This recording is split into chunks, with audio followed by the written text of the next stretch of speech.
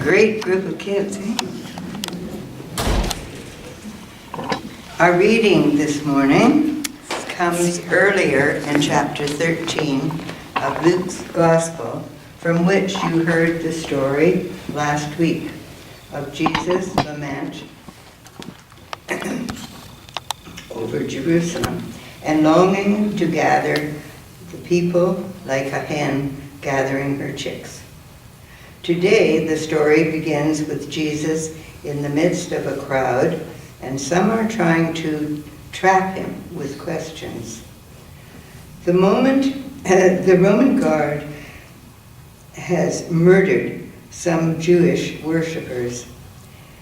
If Jesus sides with them for those murdered, he would be speaking against Pilate, an act of treason. But if Jesus does not, he risks appearing indifferent to the rights of the Jewish people. Once again, Jesus responds perfectly by directing his answer away from the incident and toward the need for every person to become right with God. He then tells them a parable to demonstrate how God nourishes each and every life. Reading from Luke 13, 1-9. At the very time, there were some present who told him about the Galileans whose blood Pilate had mingled with their sacrifice. Jesus asked them, "Do you think that because these Galileans offered in the way they were worse sinners than all other Galileans?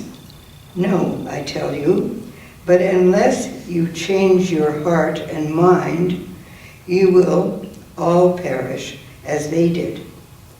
Of those 18 who were killed when the Tower of Shalom fell, and then on them, do you think that they were worse offenders than all the others living in Jerusalem?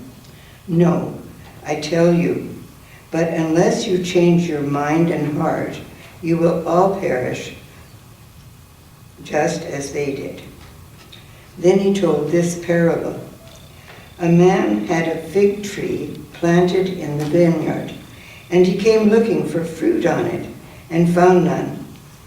So he said to the gardener, "See here, for 3 years I've come looking for fruit, and this fig tree, and all I find, and I do not find any. Cut it down. Why should we be watering the soil?" The gardener replied, "Sir, let it alone for 1 more year until I dig around and put manure on it.